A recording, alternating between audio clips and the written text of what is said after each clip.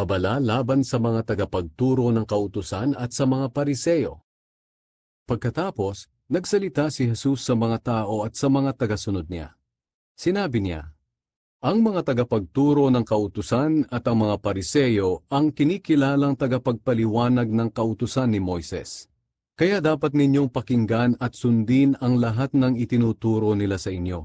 Pero huwag ninyong gayahin ang mga ginagawa nila, dahil hindi nila ginagawa ang mga itinuturo nila.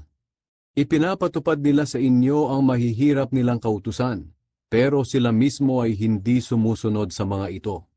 Ang lahat ng ginagawa nila ay pakitang tao lang. At upang ipakita na napakarelihiyoso nila, nilalakihan nila ang kanilang mga pilakterya at hinahabaan ang laylayan ng kanilang mga damit. Mahilig silang umupo sa mga upuang pandangal sa mga handaan at mga sambahan. At gustong-gusto nilang batiin sila't igalang sa mga mataong lugar at tawaging guro. Ngunit huwag kayong magpatawag na guro, dahil lahat kayo'y magkakapatid at iisa lang ang inyong guro. At huwag ninyong tawaging ama ang sino man dito sa lupa, dahil iisa lang ang inyong ama, ang amang nasa langit.